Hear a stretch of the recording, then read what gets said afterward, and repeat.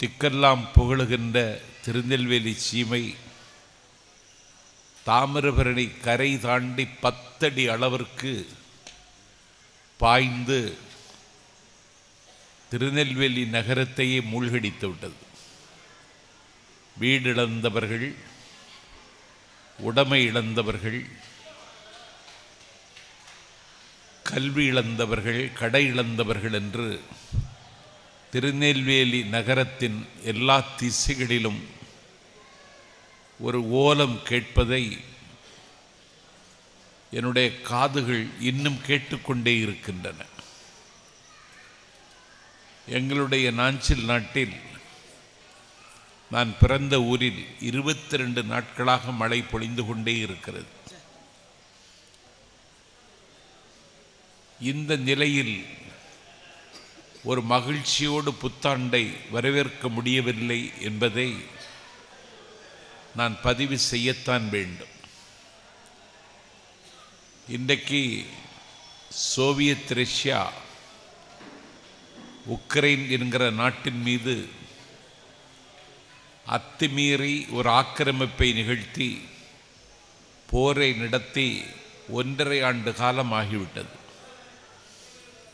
கொத்தி தின்னுகிற குளிரில் பெற்ற பிள்ளைகளை கையில் ஏந்தி கொண்டு நாடு விட்டு புலம்பெயர்ந்த மக்களின் எண்ணிக்கை மட்டும் 1.25 லட்சம் பேர் புலம்பெயர்ந்து போய்விட்டார்கள்.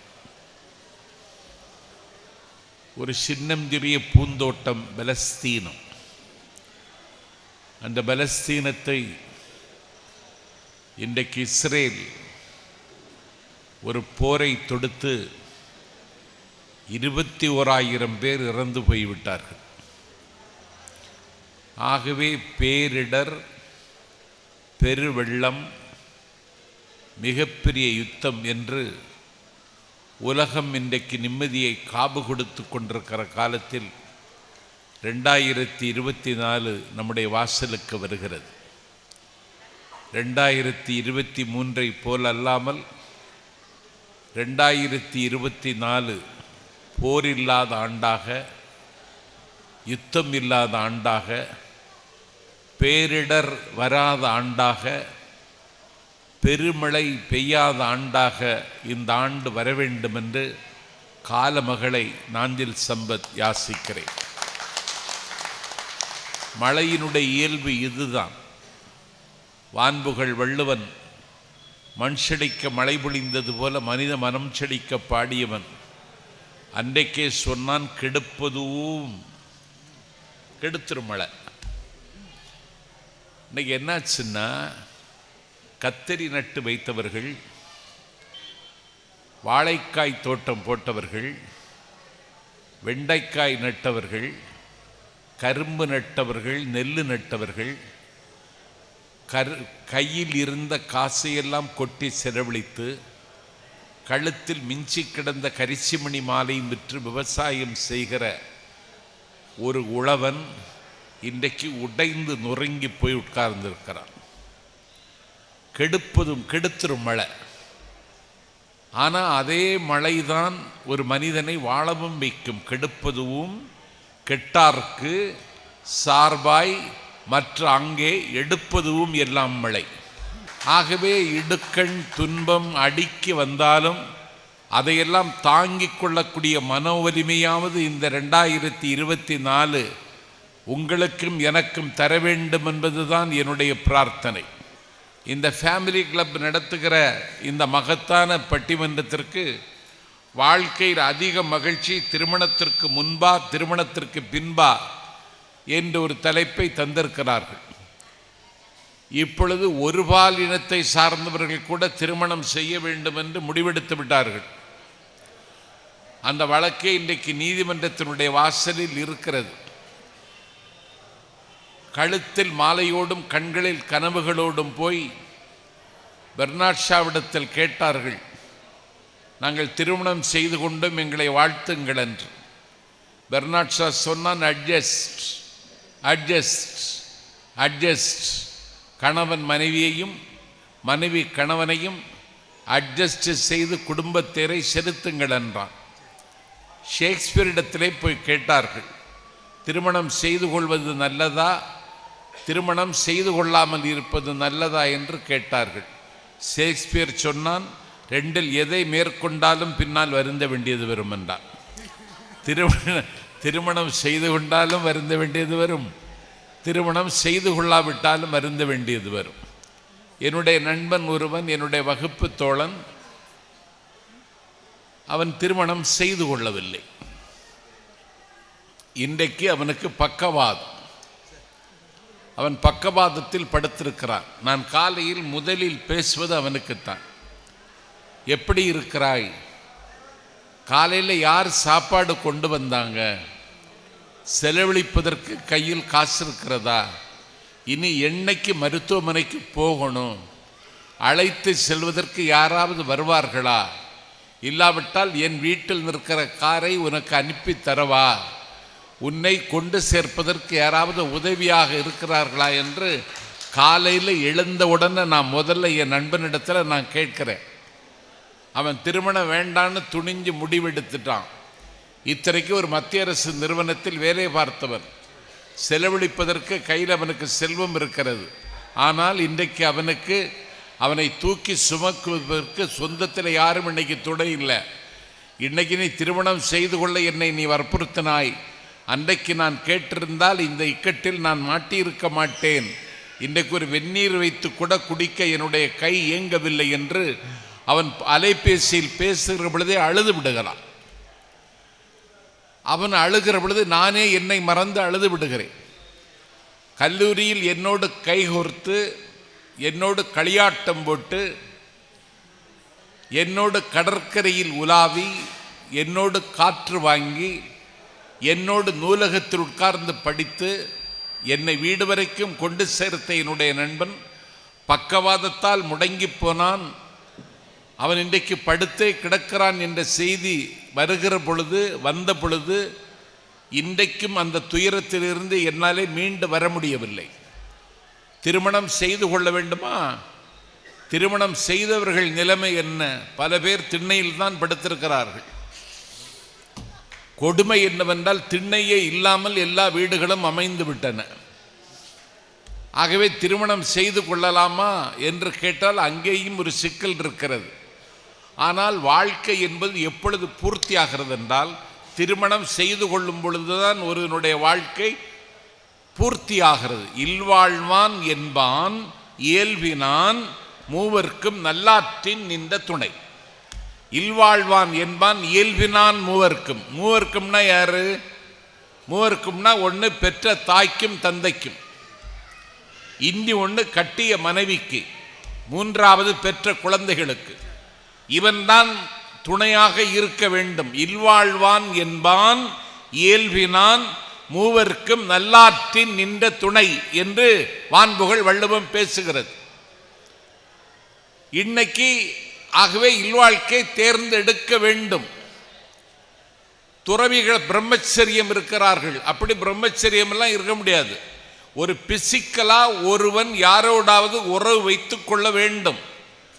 அவன் சந்நியாசி என்று சொல்வானானால் அவனுடைய மரபணு சோதனையை மேற்கொண்டால் எத்தனை வீட்டு கதவை யாருக்கும் சத்தமில்லாமல் தட்டியிருக்கிறான் என்கிற விவரம் தெரிந்துவிடும். நான் யாரையும் தனிப்பட்ட முறையில் குறை சொல்லவில்லை. ஒருவன் தன்னுடைய பாலியல் தேவையை பூர்த்தி செய்து கொள்வதற்கு ஏதாவது ஒரு வழியை ஒருவன் மேற்கொண்டுதான் தீருவான். ஆகவே காமன் என்பது பொதுவானவன். காமன் என்பவன் இந்த நாட்டில் சாமியார்களை கூட படாத பாடுபடுத்துவான். ஆகவே ஒருவன் திருமணம் செய்து கொள்ள வேண்டியது கட்டாயம். அந்த திருமணம் செய்து கொண்டதற்கு பிறகு அந்த வாழ்க்கையை எப்படி தித்திப்பாக கொண்டு செல்வதென்று கணவனும் மனைவியும் கூடியிருந்து குளிர்ந்து சிந்தித்து ஒரு முடிவெடுத்து வாழ்க்கை பயணத்தை தொடர்ந்தால் அந்த வாழ்க்கை அந்தி பொழுது வரை மகிழ்ச்சியாக இருக்கும். ஆனால் இன்றைக்கு சனிக்கிழமை ஞாயிற்றுக்கிழமை கூட ஃபேமிலி கோர்ட், குடும்ப நீதிமன்றங்களை இயக்க வேண்டும் என்று உயர் நீதிமன்றம் உத்தரவிட்டிருக்கிறது. ஞாயிற்றுக்கிழமை ஃபேமிலி கோர்ட் வாசலில் போய் நின்று பார்த்தால் அங்கே யார் வந்து நிற்கிறார் என்றால் பல்கலைக்கழகத்தின் துணைவேந்தர் வந்து நிற்கிறார். ஃபேமிலி கோர்ட்டை யார் வந்து நிற்கிறார் என்று கேட்டால் பொறியியல் கல்லூரியின் பேராசிரியர் வந்து நிற்கிறார். ஃபேமிலி கோர்ட்டில் யார் வந்து நிற்கிறார் என்றால் பள்ளிக்கூடத்தினுடைய ஆசிரியர் வந்து நிற்கிறார். ஃபேமிலி கோர்ட்டில் யார் வந்து நிற்கிறார் என்று சொன்னால் ஒரு பள்ளியினுடைய பாதிரியாராக இருக்கிற ஒரு பாஸ்டர் வந்து நிற்கிறார். ஆகவே இந்த நாட்டில் சனிக்கிழமை ஞாயிற்றுக்கிழமை கூட கொலைகார வழக்கையும் கொள்ளையடிக்கக்கூடிய நில வழக்குகளை விசாரிக்கிற நீதிமன்றங்களை தாண்டி குடும்ப நீதிமன்றங்களை சனிக்கிழமையும் ஞாயிற்றுக்கிழமையும் நடத்தி விசாரித்து வழங்குங்கள். ஃபேமிலி கோர்ட்டில் யார் வந்து நிற்கிறார்? நடிகர் வந்து நிற்கிறார், நட்சத்திரம் வந்து நிற்கிறது. அவருடைய பெயரை சொல்லி இந்த மன்றத்தில் அவர்களுக்கு விளம்பரம் தர நான் விரும்பவில்லை. ஆகவே இந்த நாட்டில் கோடிக்கணக்கான செல்வத்தை குவித்து வைத்துக் கொண்டிருக்கிற ஒரு நடிகர் தன்னுடைய மனைவியை விவாகரத்து செய்ய வேண்டும் என்று எந்த குற்ற உணர்ச்சியும் இல்லாமல் நீதிமன்றத்தில் வந்து நிற்கிறார். அப்ப திருமணம் செய்து கொள்வது நல்லதா? யோசிக்க வேண்டாமா? ஒருவருடைய அடுத்தவனுடைய இருப்பை ஒருவன் ஒத்துக்கொள்ள வேண்டும். கணவன் தன்னுடைய மனைவியினுடைய இருப்பை ஒத்துக்கொள்ள வேண்டும். மனைவி தன்னுடைய கணவனுடைய இருப்பை ஒத்துக்கொள்ள வேண்டும். எந்த வீட்டில் கணவனுடைய இருப்பை மனைவி ஒத்துக்கொள்ளாமலும் மனைவியினுடைய இருப்பை கணவன் ஒத்துக்கொள்ளாமலும் இருக்கிறதோ அப்பொழுதே உராய்வுகள் ஏற்பட்டு விடுகின்றன. உறவுகள் குலைவதற்கான அகரத்தை பிள்ளையார் சொல்லிய அவர்களே தேடிக்கொள்கிறார்கள். இன்றைக்கு அது பல குடும்பங்களில் பின்பற்றப்படவில்லை. குழந்தைகளோடு நேரம் செலவழிப்பதற்கு எந்த தாயும் இன்றைக்கு முன்வரவில்லை.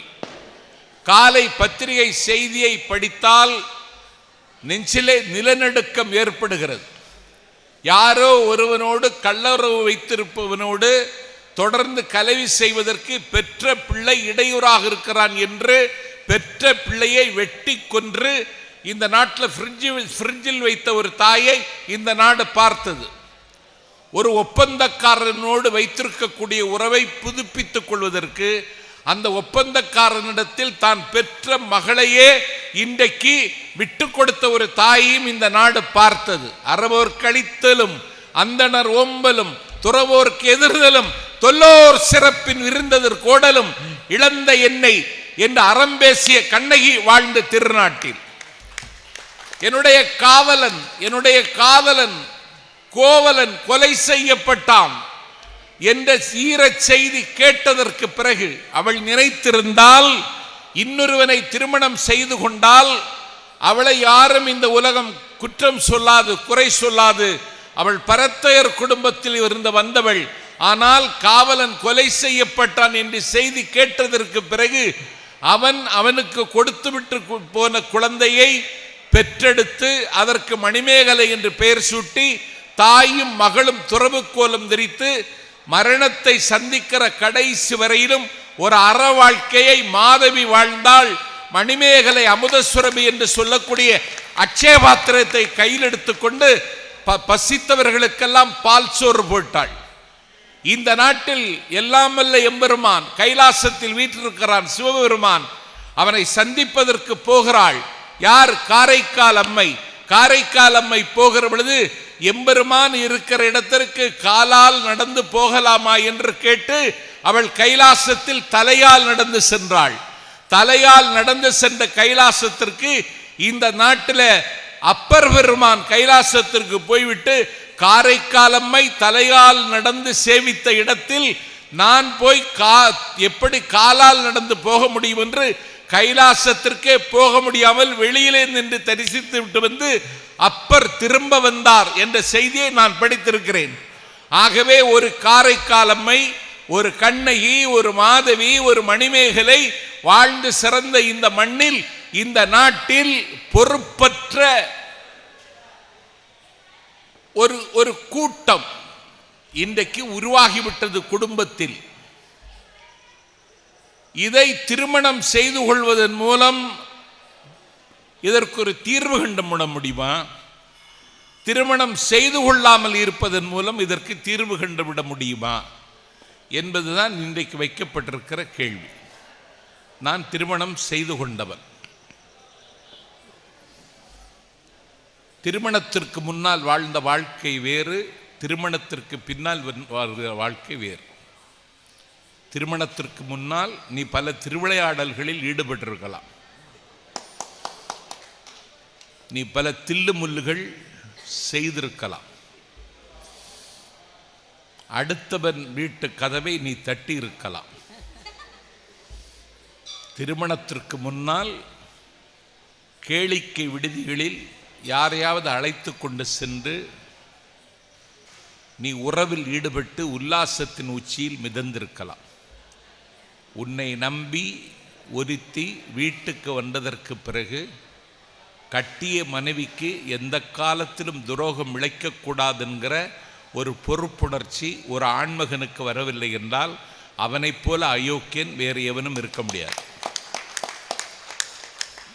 திருமணம் செய்து கொண்டு கட்டிய கணவனோடு கலவி செய்து ஒரு குழந்தையை பெற்றெடுத்ததற்கு பிறகு, அவள் தாய் என்கிற தானத்தை பெற்றதற்கு பிறகு அவள் இறைவனுக்கு சமமாகி விடுகிறாள். இதை உணர்ந்து கொண்டால் யாருடைய வாழ்க்கையிலும் துன்பம் வராது, யாருடைய வாழ்க்கையிலும் துன்பம் வராது. எல்லாரும் நல்லா இருப்பாங்க. ஒருவனுக்கு வயசு 100 ஆயிடுச்சு, உடம்புல மசாஜ் செய்த உடம்பு மாதிரி இருக்கும் பார்க்கறதுக்கு, ஒரு தலைமுடி நரைச்சிருக்காது, அப்படி இருக்கும். நடக்கும் பொழுதே ஒரு ஏறு போல் பீடு நடை போட்டு தான் நடப்பார். வயசு 100 ஆயிடுச்சு, ஆனால் பார்த்தா வயசானவர் மாதிரி தெரியாது. அவன் நடக்கிற நடையை தோனி மாதிரி நடப்பார். இன்னொருத்தனுக்கு 50 வயசு ஆயிடுச்சு. இவன் அவன்கிட்ட கேட்டான், நான் சின்ன பிள்ளையா இருக்கும் பொழுதே உங்களை பார்த்துட்டு இருக்கேன், இத்தனை வயதாகியும் இவ்வளவு இளமையோடு இருக்கிறீர்களே, என்ன காரணம்னு கேட்டான். அவன் சொன்னான், என்ன காரணம் சொல்லுங்க, என்னை மறைக்காம சொல்லுங்க. ஏன்னா இவனுக்கு 50 வயசுல தோலெல்லாம் தெரைச்சிட்டு, முடியெல்லாம் கொக்கின் சிறகு போல் வெளுத்து விட்டது, கைகாலெல்லாம் நடுங்கி விட்டது, தடியேந்தி நடக்க வேண்டிய நிலைமைக்கு அவன் தள்ளப்பட்டு விட்டான். இவன் அவன்கிட்ட கேட்குறான், இவ்வளோ உங்களுக்கு எத்தனை வயசாச்சுன்னு தெரியல, இன்னும் இளமையோடு இருக்கிறீர்களே, என்ன காரணம்? அமெரிக்காவிலேருந்து யாராவது உங்களுக்கு வயாகிரா மாத்திரை வாங்கி அனுப்புகிறாங்களான்னு கேட்டான். இந்த பழனியில் என்னமோ தங்க பஸ்பலேகம் விற்கிறாங்கன்னு சொல்கிறாங்களே, அது உங்களுக்கு கிடைக்குமா, வாங்குறீங்களா, அந்த முகவரி கிடைக்குமான்னு கேட்டான். இல்லை 30+ ஒரு டேப்லெட் விற்கிறாங்களாமே, அதை சாப்பிட்டா எல்லாம் சரியாயிடும்னு சொல்கிறாங்களே, அதை வாங்கி சாப்பிட்றீங்களான்னு கேட்டான். அவர் அப்படியே கேட்டுட்டு இருந்தார். ஒன்றுமே கிடையாது, நான் இவ்வளோ இளமையோடு இருக்க என்ன காரணம்னு சொன்னால், யாண்டு பலவாக நிறையிலவாகுதல் யாங்காகியரென வினவிதிராயின் மாண்டையன் மனைவியோடு மக்களும் நிரம்பினர். எனக்கு ஒரு மாட்சிமை தேங்கிய மனைவி கிடைத்தாள். அது கிடைக்கணும். இது ஆணாதிக்க சிந்தனைன்னு யாரும் தப்பாக புரிஞ்சுக்கப்படாது. இது ஆணாதி மாட்சிமை தேங்கிய மனைவி கிடைத்தாள். மந்திரிக்கு மாட்சி இருக்கணும்னு அவசியம் இல்லை, அவன் ஜெயிலுக்கு கூட போவான். ஆனால் மனைவிக்கு மாட்சி இருக்கணும். அது என்ன மாட்சி? அவள் அரங்கில்லாமல் வட்டாடக்கூடாது. அவள் அந்த குடும்பத்தினுடைய தலைமை பொறுப்பை ஏற்றுக்கொள்ள வேண்டும். ஏன்னா குடும்ப தலைவி அவதான். தலைவிகள் பல பேர் தோன்றலாம், தலைவலி பல கிடைக்கலாம், ஆனால் குடும்ப தலைவி அவள். அவள்தான் வாழ்க்கை துணை நலம்னா திருவள்ளுவர். அவள் தான் அந்த குடும்பத்துக்கு தலைமை தாங்குகிறாள். எனக்கு ஒரு நல்ல மனைவி கிடைச்சிட்டா, ஒரு 35 வயசுல இருந்து ஒரு 55 வயசு 20 ஆண்டு காலம் நான் தெற்கு வடக்கு கிழக்கு மேற்கென்று தமிழ்நாட்டில் இடையறாது தென்திசை குமரி முதல் திருத்தணிமலையின் எல்லை வரையிலும் நான் பயணம் செய்து கொண்டே இருந்தேன். அப்போதுதான் எனக்கு 2 குழந்தைகள் பிறந்தார்கள். என் குழந்தைக்கு பேர் வைக்கக்கூடிய நிகழ்ச்சியில் நான் கலந்துக்கல. மகள் பேச ஆரம்பிச்சிட்டா அப்படின்னு என் மனைவி சொல்லுகிற பொழுது என் மகள் பேசுவதை நான் பக்கத்திலிருந்து பார்க்க முடியவில்லை. மகன் நடக்க தொடங்கினான் அப்படின்னு என் மகள் சொல்லுகிற பொழுது என் மனம் பூரிக்கிறது. ஆனால் பக்கத்தில் இருந்து பார்க்க முடியல. எல்லா பொறுப்பையும் என் மனைவியிடத்தில் ஒப்படைத்து விட்டு 20 ஆண்டு கால பயணம். தமிழ்நாட்டில் ஒரு சொற்பொழிவாளன் அதிக தூரம் சுற்றுப்பயணம் செய்தான், அதிக நேரம் மேடைக்காக செலவழித்தான். அப்படி ஒரு விருது யாராவது தருவார்களானால் அந்த விருது எனக்குத்தான் வர வேண்டுமே தவிர இன்னொருவருக்கு வராது. நான் அப்படி சுற்றியிருக்கேன். 8ஆம் தேதி தேங்காய்பட்டினத்தில் பேசிவிட்டு 9ஆம் தேதி பொன்னேரியில் பேசுவேன். தேங்காய்பட்டினம் எங்கே இருக்குது? கன்னியாகுமரி மாவட்டத்தினுடைய எல்லை கடற்கரை ஓரம். பொன்னேரி எங்கே இருக்குது? ஆந்திரா பார்டரில் இருக்குது. எப்படி போனேன்னா, எப்படி முடிஞ்சது, உடம்பு எப்படி ஒத்துழைச்சது. நான் போகும் பொழுது என்னுடைய பாச மகள் மதிவதினி என்று பெயர் சூட்டி அந்த அவள் தண்டை அணிந்து அவள் நடக்கத் தொடங்கிய வயசு. போறீங்களான்னு என் மனைவி கேட்கும் பொழுது என் கண்ணில் கண்ணீர் வந்துடும். ஒரு ஃப்ளாஸ்கில் தேநீர் தயாரித்து தந்து என் பேக்கில் வச்சு இரவில் குடிச்சிட்டு போங்கன்னு சொல்லி அவள் என்னை வழி அனுப்பி வைக்கிற பொழுது வாசலை விட்டு வெளியேறுகிற பொழுதே கவலை என்னை ஆக்கிரமித்து கொள்ளும். ஆனால் எனக்கு கடமை பொன்னேரியில் நாளைக்கு இருக்குன்னு தெரிஞ்சுட்டு நான் இரவெல்லாம் பயணம் செய்து அடுத்த நாள் மாலை அந்தி மாலை 5 மணிக்கு தான் பொன்னேரி போய் சேருவேன். இன்னைக்கு வசதிகள் பெருகிவிட்டன. நேற்றைக்கு ஒரு தொலைக்காட்சி நிகழ்ச்சியில் பேசிட்டு நான் சிவகாசிக்கு வர வேண்டுமென்றால் தேஜஸ் எக்ஸ்பிரஸ் பிடிச்சு தான் வர முடியும், ஒரு கார் அனுப்பி தந்தால் சிவகாசி வந்து விடுகிறேன், இல்லைன்னா நான் வருவதற்கு சிரமம்னு நான் சொன்ன பொழுது நண்பர் தேவராஜ் ஒரே கல்லில் 2 மாங்காய் எப்படி அடிக்கிறதுன்னு தேவராஜிட்ட படிக்கணும். தாமரை செல்வம் பேராவூரணியிலிருந்து வர்றார், நீங்கள் வர்ற வழியில் சம்பத்தையும் ஏற்றிட்டு வந்துருங்கன்ட்டார். கூட்டிகிட்டு வந்துருங்கன்னு சொல்லலை, சம்பத்தையும் ஏற்றிட்டு வந்துருங்கன்னு சொல்லி தாமரை செல்வன் எனக்காக 11:45 மதுரை சந்திப்பில் காத்திருந்து அவர் என்னை அழைத்து வந்து நான் உங்கள் வாசலுக்கு வந்திருக்கேன். அப்போ அது எவ்வளோ கடுமையானது. நான் இப்படி சுற்றிட்டு இருக்கேனே, என் மனைவி எப்படி இருப்பான்னு விசாரிக்க கூட எனக்கு நேரம் இல்லை. என்னுடைய வீட்டுக்கு வந்த மகளும் மருமகனும் 2 பேரன்களும் இந்த விடுமுறை முடித்துவிட்டு ஊருக்கு போக வேண்டும் என்று அவர்கள் குடியிருக்கிற இடம் வேலூர். இன்றைக்கு அவங்க காரில் வேலூருக்கு புறப்படுறாங்க. அவர்கள் புறப்பட்டு போகிற பொழுது ஒரு அப்பாவாக இருந்து அவர்களை வழி அனுப்புவதற்கு நாஞ்சில் சம்பத் வீட்டில் இல்லை. இதை எல்லாவற்றையும் தாங்கிக் கொண்டு இதை ஆற்றுப்படுத்துகிற வேலை என்னுடைய மனைவி இன்றைக்கும் கச்சிதமாக செய்து கொள்கிறாள். ஆகவே இனியும் ஒரு பிறவி வாய்க்குமானால், அப்போதும் ஒரு திருமணம் செய்து கொள்ள வேண்டுமானால் எனக்கு இவள்தான் மனைவியாக வர வேண்டும் என்று நான் கேட்கிறேன். நான் அப்படி கேட்குற கணவன் எவனாவது இருக்கானா? இந்த கணவர் தான் எனக்கு இன்னொரு பிறவிலையும் வர வேண்டும்னு நினைக்கிற மனைவி இருக்கிறாளா அப்படின்னு உங்களுக்குள்ளே ஒரு கேள்வியை நீங்கள் கேட்டுக்கிடுங்க. ஆகவே பொறுப்புணர்ச்சி ஆண்டு பலவாக நிறையிலவாகுதல் யாங்காகியர் என வினவிதராயின் மாண்டையன் மனைவியோடு மக்களும் நிரம்பினர். நான் மட்டும் இல்லை, என் மனைவி மட்டும் இல்லை, என் மனைவியில நான் இப்படி இருந்திருக்கவே முடியாது. எல்லா மனைவியும் அப்படி இருக்க மாட்டான். குத்தாலத்துக்கு சீசனுக்கு குளிக்க போயிட்டான் மனைவியை கூட்டிட்டு. இவனுக்கு சிவகாசியில் வேலை. ஞாயிற்றுக்கிழமை சாயங்காலம் கிளம்பலான்னு சொல்றா. அவள் சொல்கிறா பழைய குத்தாலத்தில் போய் குளிச்சுட்டு போகலாம், நாளைக்கு போகலான்னுங்கிறா. இவனுக்கு சிவகாசியில் வேலைக்கு வரணும். சரி, பழைய குத்தாலத்தில் போய் ராத்திரி குளிச்சாச்சு, கிளம்பி வரலான்னு பார்த்தா ஒத்துக்க மாட்டேங்கிறா. காலையில் குளிச்சுட்டு போயிடலாம் அப்படிங்கிறா. அந்தால அவன் சொல்கிறான், நீ குளிச்சுட்டு வா, நான் ரூம் சாவியை உங்கள்கிட்ட தந்துடுறேன், பத்திரமா வீட்டுக்கு வந்து சேர்ந்துடு, எனக்கு காலையில் 7 மணிக்கு ஆஃபீஸில் இருக்கணும்னு சொன்னால் இவன் வந்துட்டான். இவன் அடுத்த நாள் காலையில் புறப்பட்டு வரும் பொழுது குற்றாலத்துலேருந்து ஒரு கோரங்கையும் வண்டியில் ஏற்றிட்டு வீட்டுக்கு வந்துட்டான். இவன் வேலை முடிச்சுட்டு வீட்டுக்கு வந்து பார்க்குறான், வீட்டில் ஒரு குரங்கு உட்கார்ந்துருக்கு. இதை எதுக்கு கூட்டிகிட்டு வந்தேன்னு கேட்டான். எனக்கு குரங்குன்னா ரொம்ப இஷ்டங்கிறான். அவன் திணறான். இது என்ன, இந்த குரங்கை இந்த வீட்டில் இப்படி வச்சிருக்க முடியும் அப்படின்னு அவன் கேட்குறான். அதெல்லாம் நான் பார்த்துக்கிறேங்கிறான். சரி, இது என்ன சாப்பிடும்னு கேட்குறான். அது நம்ம சாப்பிட்றதே அதுவும் சாப்பிடுங்கிறான்.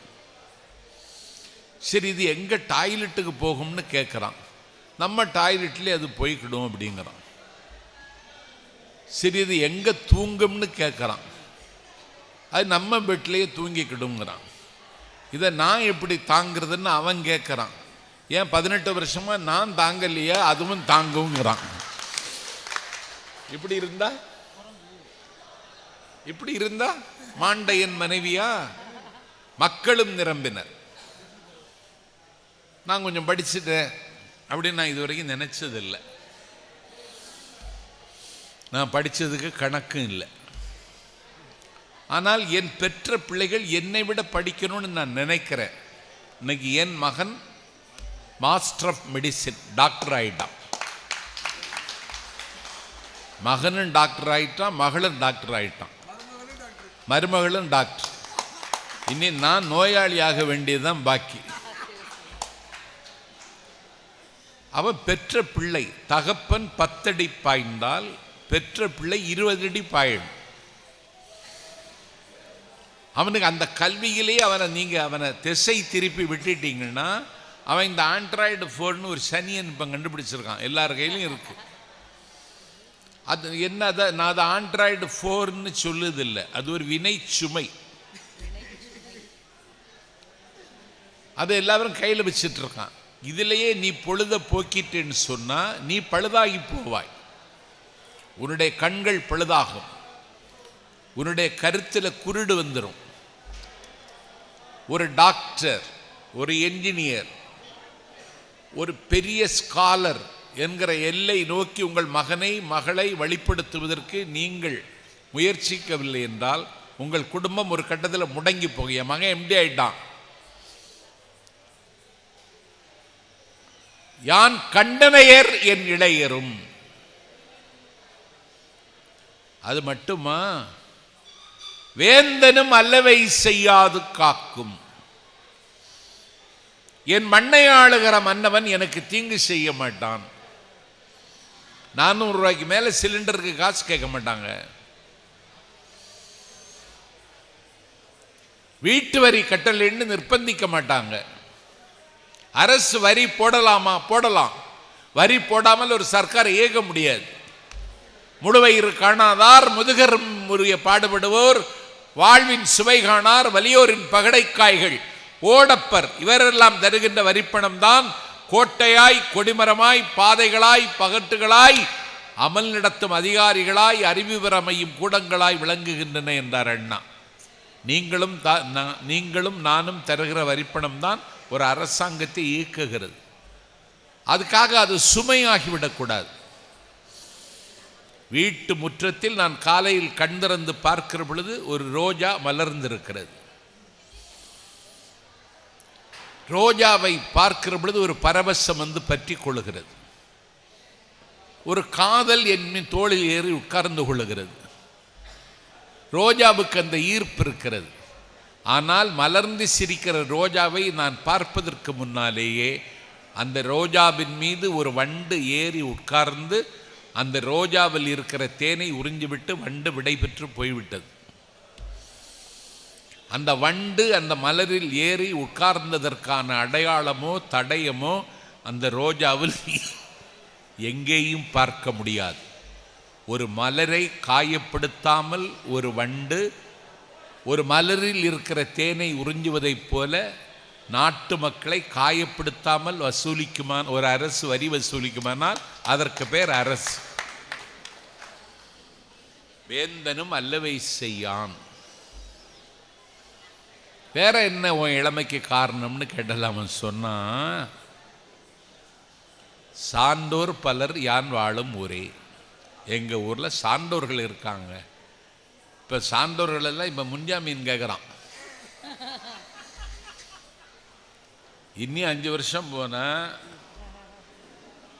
சான்றோர்களை நம்ம ஆளுகளை ஜாதின்னு சொல்லிடுவோம். அப்படி நாடு. அதனால் குடும்பம், சமூகம், நாடு எல்லாம் நல்லா இருக்கணுமானா எல்லோருடைய பங்களிப்பும் தேவை. அதில் கல்யாணத்திற்கு முக்கிய பங்கு உண்டு. காலத்தில் கல்யாணம் செய்து கொண்டு அந்த இல்லறத்தை பூர்த்தி செய்யும் பொழுது தான் வாழ்க்கை தொடங்குகிறது. சில பேருக்கு கல்யாணம் காலதாமதமாகி நடக்கும்.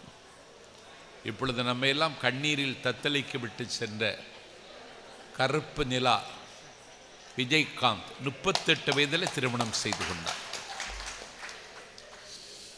அவர் 38 வயதில் திருமணம் செய்து கொண்டார். அவரை விட 17 வயது குறைந்த பிரேமலதாவை கல்யாணம் செய்து கொண்டார்.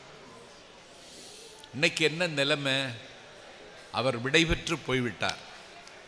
காட்டுப்பாக்கத்தில் 20,000 சதுர அடியில் அவர் கட்டி வைத்த வீட்டில் அவருக்கு குடியேற முடியலை. காலம் அவரை அனுமதிக்கலை.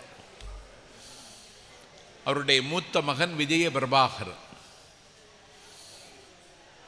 இளைய மகன் 2 மகன் சண்முகப்பாண்டியன், 2 பேருக்கு திருமணம் ஆகலை. அவர் நினைவாற்றல் இழந்து விட்டார். அவருடைய கண்கள் ஒளி இழந்து விட்டது. இந்த நாட்டில் ஒரு நடிகனாக இருக்க வேண்டுமானால் அவன் கலராக இருக்கணும், வெள்ளையாக இருக்கணும்னு தெரிந்த அந்த திரை உலகத்தினுடைய நியதி நிர்மூலமாக்கி கருப்பு நிறம் உள்ளவன் கதாநாயகன் முடியும்னு நிரூபித்தவன் விஜயகாந்த். அவருடைய வைதேகி காத்திருந்தாள் என்ற படத்தையும் வானவில் என்கிற படத்தையும் வானத்தை போல என்கிற படத்தை நான் 4 தடவை பார்த்தேன். ஒவ்வொரு படத்தையும் தமிழ்நாட்டினுடைய தலை சிறந்த குணச்சித்திர நடிகராக, அநியாயங்களை சுட்டரிக்கின்ற கேப்டனாக, ஒரு பட்டாள நடை நடந்தவன் விடைபெற்று போய்விட்டான். அவன் பிள்ளைகளுக்கு திருமணம் ஆகவில்லை. அந்த கவலை அரித்திருக்கும் அவரை, அந்த கவலை அவரை திண்டு தீர்த்திருக்கும். அவர் வேதனை ஆற்றாமை வெளிப்படுத்தாமலே அவர் விடைபெற்று போய்விட்டார். ஆகவே காலாகாலத்திற்கு ஆணானாலும் பெண்ணானாலும் திருமணம் செய்து கொள்ள வேண்டும். திருமணம் செய்து கொண்டால் மகிழ்ச்சி கிடைக்குமா? திருமணம் செய்து கொள்ளாமல் இருந்தால் மகிழ்ச்சி கிடைக்கும் தான் இங்கே தலைப்பு. திருமணம் செய்து கொள்ளாமல் இருந்தால்தான்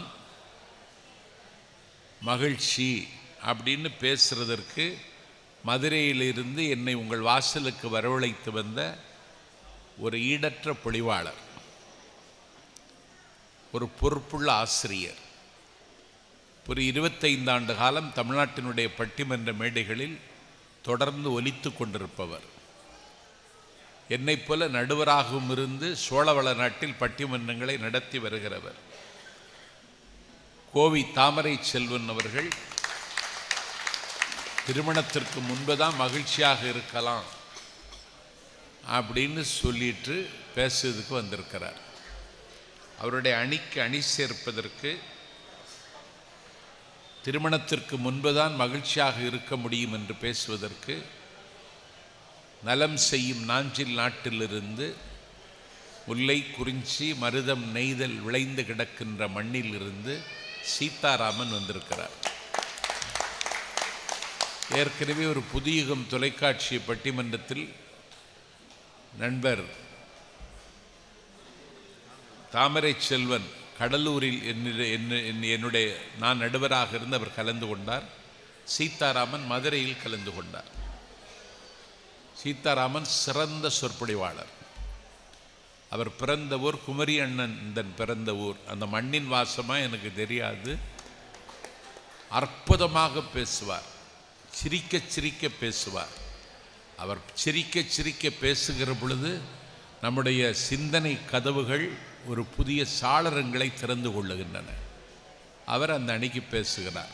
அந்த அணிக்கு அணி சேர்ப்பதற்கு எங்கள் பேச்சு வானத்தில் வளர்ந்து வருகின்ற சந்திரபிம்பம் என்னுடைய ஆரியர் தம்பி ஹரி பாலகிருஷ்ணன் வருகிறார்.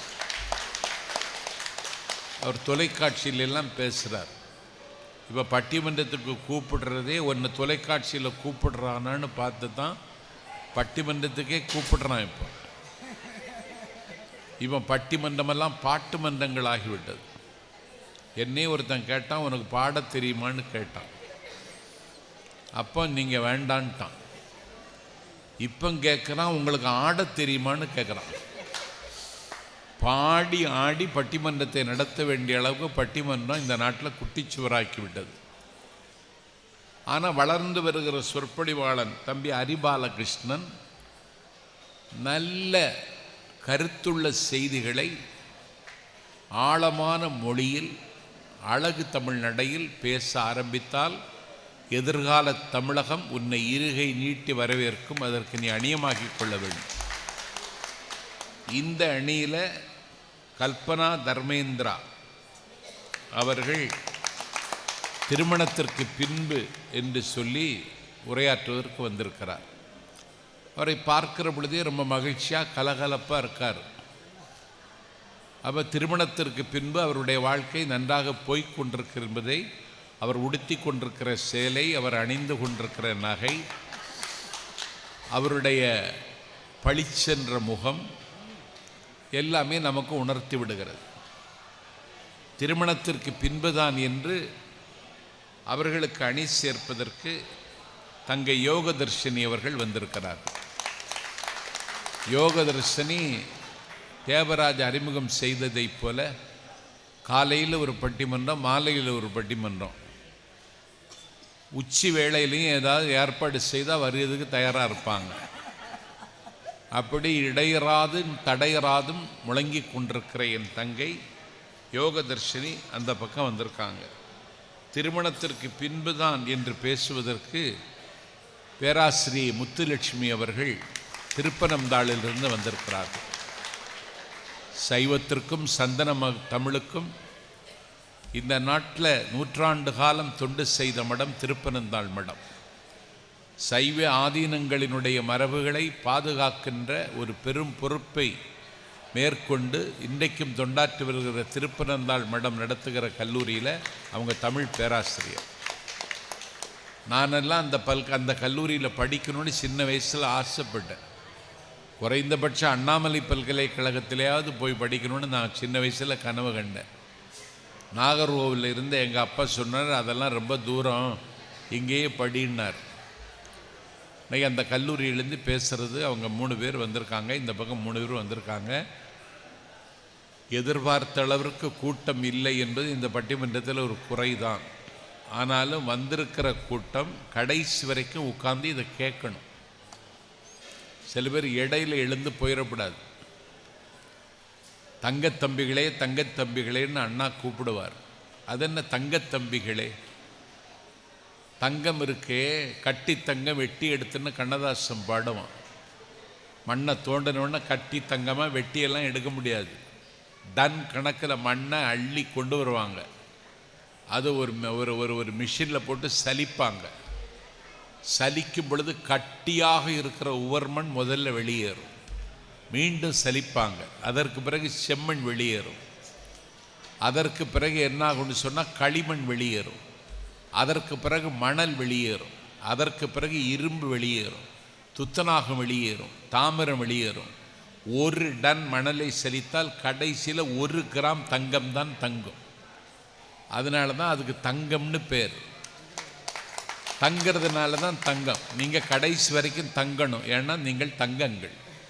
இடையில யாராவது எழுந்து போனால் உவர்மண் போகிறது, களிமண் போகிறது, துத்தநாகம் போகிறதுன்னு இந்த அவை உங்களை சந்தேகிக்க வேண்டியது வரும். அதற்கு இடம் தராமல் கடைசி வரை உட்கார்ந்து கலகலப்பாக கைதட்டி இந்த பட்டிமன்றத்தை நீங்கள் ரசிக்கணும், ருசிக்கணும்.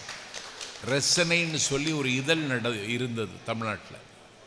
அது உங்களுக்கு தெரியுமான்னு தெரியல. ரசனைன்னு ஒரு இதழ் பேரே ரசனை. எப்படி ரசிக்கணும்னு அது ஒரு கலை. ரசிகமணி டிகேசின்னு சொல்லி குற்றாலத்தில் ஒரு பெருமகன் இருந்தார். பெரிய தவ யோகி, கரைகண்ட தமிழார்வம். இத்தனைக்கு அவர் வழக்கறிஞர். அவரை தேடி யார் வருவான்னா, அவர் உட்கார்ந்த இடத்திலேயே பேசிட்டே இருப்பார். ஒரு கம்பனுடைய பாட்டை எடுத்து வைத்து கொண்டு அவர் அதற்கு விளக்கம் சொல்லுவார். அதை கேட்க 30 பேர் உட்கார்ந்துருப்பான். யாருடா எதிரில் உட்கார்ந்துருப்பான்னு பார்த்தா, இந்தியாவுடைய ஃபர்ஸ்ட் கவர்னர் ஜெனரல் சக்கரவர்த்தி ராஜகோபாலாச்சாரி உட்கார்ந்துருப்பார் முதல் வரிசையில். யாருடா உட்கார்ந்துருக்கான்னு பார்த்தா, ஆராய்ச்சி பேரறிஞர் வையாபுரி பிள்ளை உட்கார்ந்துருப்பார். இந்த 30-60 ஆகிடும். அவர் பேசிட்டே இருப்பார். ஆழநீர் கங்கை அம்பிகடாவிய ஏழை வேடனுக்கு எம்பினின் தம்பி மங்கை கொழுந்து என சொன்ன ஆளி நண்பிரை உன்னி மயங்குவாள்னு ஒரு கம்பன் பாட்டை 2.5 மணி நேரம் விளக்குவார். வந்தவங்களுக்கெல்லாம் சாப்பாடு போட்டு அனுப்புவார். அவருக்கு பேர் ரசிகமணி டி.கே. சிதம்பரநாத முதலியார். அந்த அமைப்புக்கு பேரே வட்டத்தொட்டின்னு பேர். அது மாதிரி தமிழை கேட்கணும். நாஞ்சில் சம்பத்தி பேசிடலாம், இவங்களும் பேசிடலாம். நீங்க கேட்கணுமே. சில ஊர்ல கேட்க மாட்டான். நீங்க சாமி ஊர்வலம் முடிஞ்ச பிறகு பட்டிமன்றம் நடத்த வந்தா போதும்னு சொல்லி என்னை ஊரில் கூப்பிட்டாங்க. நான் ஏன் கார்லேயே சொற்பொழிவாளர்களை அழைச்சிட்டு அந்த ஊரில் போய் 10:45 இறங்குறேன். இந்த பட்டிமன்றம் நடத்துகிற அமைப்பாளர் என்கிட்ட கேட்டார், நீங்கள் தான் பட்டிமன்றம் நடத்த வந்திருக்கீங்களா? நான் ஆமான்னு. ஏன்னு கேட்டேன். ஒன்றும் இல்லை, உங்களுக்கு குழி தோண்டணும்ல அப்படின்னா. என்னையா என்ன கேட்க சொல்கிறீங்கன்னு? குழி தோண்டணும்ல, பட்டிமன்றத்துக்கு மேடை வைக்கணும்ல, அதுக்கு குழி தோண்டணும்ல அப்படிங்கிறான். எனக்கு 10:30 மணிக்கு தான் அவன் குழியே தோண்ட போகிறான். நல்ல காலம் மேடை வைக்கணுமேன்னு சொன்னான், பாட வைக்கணுமேன்னு சொல்லாமல் விட்டானேன்னு நான் சந்தோஷப்பட்டேன். அதனால் நல்ல ரசிக்கணும். இருக்கிற ப்ரெஷர்லாம் போயிடும். உங்களுக்கு எல்லாருக்கும் பிபி இருக்கா? எல்லாருக்கும் இருக்கும். இன்னைக்கு பட்டிமன்றம் கேட்டால் இருக்கிற ப்ரெஷர் போகும். உங்களை அழுத்துகிற சுவர் உங்கள்கிட்ட இருந்து போயிடும்.